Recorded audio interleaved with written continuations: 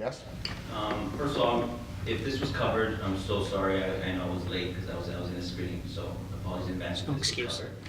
So, We'll forgive do you you. have any advice as far as distribution goes for short film versus putting it online and just trying to get it out there as far and wide as possible? Turning that over to you, Mr. Rick. Yeah, I mean, there's a few different models there. Do you work with short films at all? It's rare, but occasionally we'll sell like a 60-minute movie, and it's because we do a lot of TV sales, Right. Or a 30-minute movie because we do a lot of TV sales. But there are there's like Holfin, which puts out a monthly DVD magazine, which is just a series of shorts, and they'll pay for your short and they'll put it out, and it gets seen by a lot of people. It gets seen by a lot of industry professionals, which is helpful for to make the short a calling card.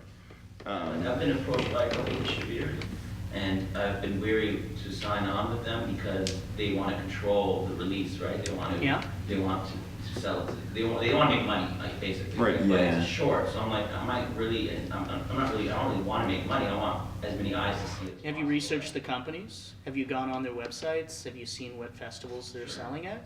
Yeah. I mean, there's some great short distributors. I mean, yeah, they're going to take a big percentage because, they're going to put their money behind and their heft behind your film and go to those shorts markets that are out there.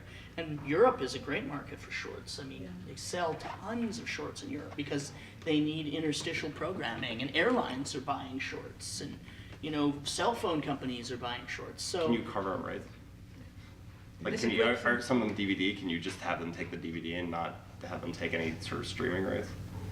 I guess you can negotiate different deals. Like, there's no really set thing, but they don't really. Because I want to keep streaming rights, right? But that's like a deal breaker usually, Yeah. because anyone can just go online and watch it. But if you don't care about them, if they're giving you advance, say, I'll take away the advance, I'll give you the DVD for free, and then because you don't care about, you just said you want as many people. Well, the whole point for me, at least, of making short films is to get it as far and wide as humanly possible. then having one of those distributors are going to help you get far and wide.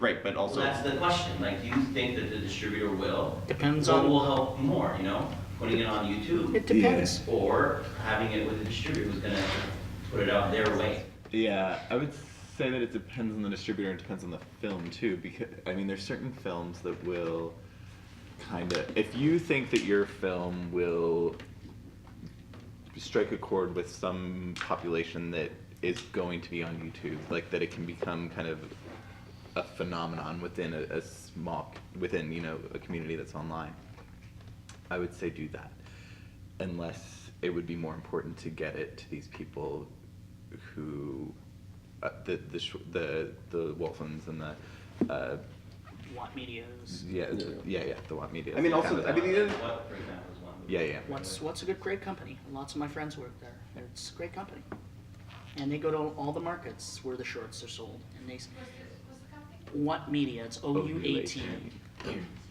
I think part of the question is what you want, the reason you want the most eyeballs on it as possible.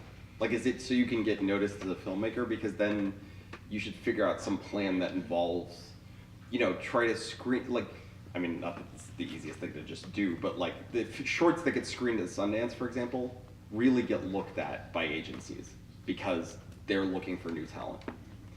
So that's like, and that's not going to preclude you from being screened at Sundance is doing this deal, but putting it up online is not necessarily just going to make it get screened by some people in the industry. Right. On the other hand, the same way you might get those people to look at it, through some contact, or you're emailing them and then you're sending them, you can still send them a privatized link and you haven't broken any rules with them. You can still put it up on Vimeo under a password and you haven't broken any rules of your distribution contract.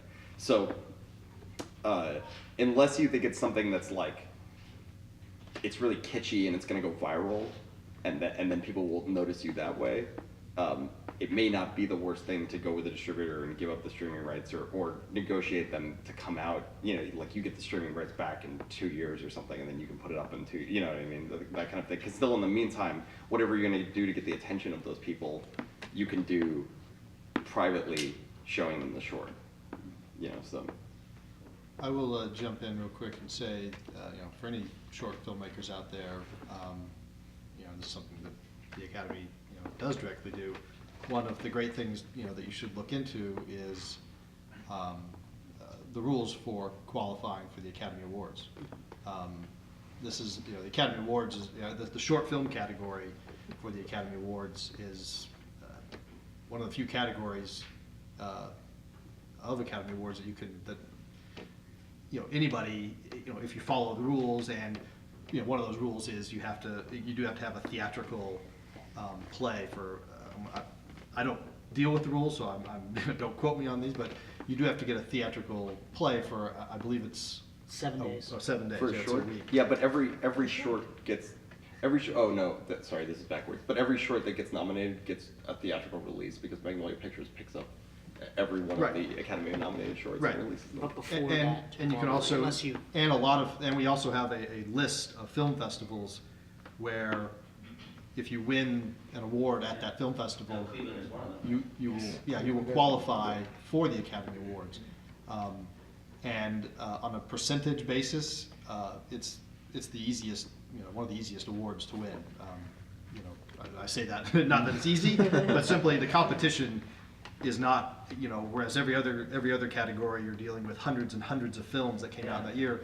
Shorts, it's, I believe it's under 100 that are actually competing in that category. They're eligible. Except eligible. to get the qualification, it's more films because at a given festival, there'll be like 30 shorts in competition versus 7 features in competition. But knowing the rules is important. Yeah, No, but I'm just saying the actual films Oh, that yeah. actually are in competition, Yeah. where they qualify Yeah, and yeah. are submitted and go through the whole process, and that actually are looked at for consideration for the award, it's a much smaller number. No, that's And usually that's at the great. winning And- award, getting in is enough, like at the winning award. Yeah, you correct. qualify. Yeah. At a It festival- dwindles it down really fast. or you can do your own, or you can you do pay your 1 week theatrical. to do a 1 week theatrical And you there's qualify. certain theaters that will do that in New York or LA. Yeah. I think there might be other. IFC Center shows shorts before everything. So if IFC Center selects you, that's it. You've Yeah, I done- think- I mean, You've done your they'll week. do multiple weeks of theatrical because they'll just show it before movies for multiple Again, weeks. I would say this is why I don't want to give the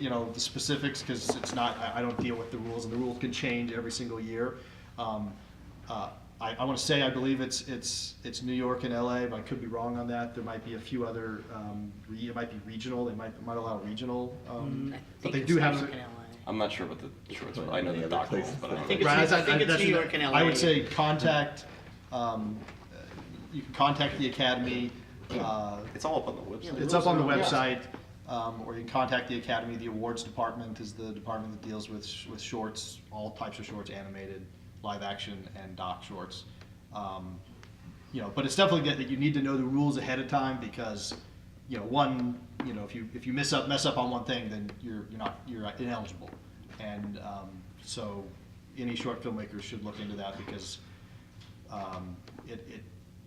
there are plenty. I mean, the guy that won the award this year was a student filmmaker. He had a student film. He actually won a Student Academy Award, which is the other program that for student filmmakers that you should be aware of, is the Student Academy Awards. And that's, they're both obviously, a fair amount of attention, even though most people won't have seen your film prior to, if you happen to win an award like that. It helps you in plenty of other ways. Exactly. Do you guys give grants to short filmmakers too? No, we don't give any funding to Anyone. filmmakers. Yeah. We, like I say, we stay out of Right. production, distribution, and exhibition. We mainly because we give out awards for, films, best films, and that, so we don't want to be seen as favoring anybody. So Right. we stay out of that. There's a long simmering question right up here. I just wanted to know, well, actually, this was my first experience going to the Cleveland Film Festival last weekend, and like my major is in film and digital, and I'm kind of like new at all this. So where would I go? To be honest, about a lot of different places, names. Where are these festivals is at? Do I just like go on my computer and put in film festivals, and will it tell me where to go, where I can try to get into networking with people, just viewing the films? until I get the experience? Here is great. I mean, Cleveland's great, and as David was saying, IndieWire has 50 festivals. Not all of them are in the U.S., but But I'm saying, where would I go to find this information? IndieWire.com. IndieWire's a great start. Yes, read IndieWire Yeah. regularly. Religiously. Yes. And there you will, it's like a film school education of sorts. Another great site, I'm gonna mess up the name, but AJ Schnack's documentary blog. All of Gee. these wonderful All things. the wonderful things. All these All these wonderful things. Yeah, his name is AJ Schnack. SCHNACK. But if you make documentaries, I mean, he's a really good documentary filmmaker, and he started the Cinema Eye Honors, which are documentary awards in New York, and he's done a lot for the community, and he writes this blog, and he covers like everything. I mean, David and I this morning were having, over breakfast, we were having this conversation about how this Justin Bieber movie, Never Say Never, people are not considering it a documentary, but it is a documentary. And so AJ's one of these people who will get out and say, like, remember that these things, these big movies, these things like Jackass and Never Say Never are documentaries. And at the same time, he's talking about tiny documentaries that have only screened in Cleveland or only screened, you know, so he's really, like, it's this comprehensive world of documentary blog. And I like the Justin Bieber I talk. think It's actually a amazing. great film. I think it's a really good film. It is. I know. It's like a really interesting film. It is good. Yeah. Questions? Yes. I have a question. As that small percentage of just kind of submissions that make their way to the film festival, there are certain things that maybe as an upcoming artist you can get away with, but what are those things that you can't get away with if it's coming across your desk? Ooh, there was the related question that came up before made me think of something. You know, should you hire a publicist or hire a sales agent? Honestly, just most of your energy should be putting as much effort into finishing the film as you can, because most people who program your film aren't going to see hardly anything that you submit with beyond the disc or beyond the online screener. So put 99.5% of your time towards that stuff, and don't worry about the flourishes on the without a box application. Don't worry about sending a huge press kit. Chances are the first people that see your film will only see the disc. Finish your film. Like, don't stand in, if you can avoid it, don't, if your film's not ready, don't rush it for waste money Sundance. on that stuff Don't either. rush for Sundance, because you just Right. took yourself out of the running, because something that's finished, Right. polished, complete is going to wow them a lot more, and they don't know that your film's a rough cut. I mean, unless Okay, you're film vendors, you're not going to get away with No, it. that's not true. People submit all the time and say rough cut. And it's important to say And that. I look at rough cuts all week, every week. I mean, it's like, as a sales agent, I look at a ton of rough cuts, and that's okay because I understand that they're rough cuts. But I think part of what you said is true. Don't rush for the major festival. There's always the next major festival. exactly. There's always, to be honest, like, people say, I need my money back. I need to keep working, like, there is always a year later when you have an amazing film versus a film you've only thought about for a month in terms of cutting. Like, spend time editing the film. Think about it. I don't mind looking at rough cuts, but when you see something where it's more of an assembly than a rough cut. It's more like somebody just put the scenes together and didn't think like, well, maybe this subplot should have actually been cut out, or maybe this structurally, versus like, this last piece of sound design is not done, or the color correction's not done, or we're cleaning up a couple things. That's fine, but when you put the time in to make sure you know what you're doing, get as close to picture lock as possible, if nothing else, before you submit it. And also, I'll echo what Bryce said. I would say that 90% of the stuff I receive has a good amount of paper with it, and I would say at least 90% of that paper just gets thrown out the minute it comes across my desk, because I just want to see the movie. I just put the movie in. I don't want to read what you have to say about the movie. I want to see the movie. You know what I mean? It's called a press kit for a reason. The press want to read Yeah, that stuff. yeah. We have time for just a couple more questions. Oh, Ula, did you have Did something? Ula- No, afterwards, when the film is being shown, the press needs this information. Sure. Yeah, that's but not for the programming, not for the programmer. He wants to see the film. Yeah. Yeah, we don't want it to taint the way we look at the movie. We want to see the movie the way we see it, and then decide.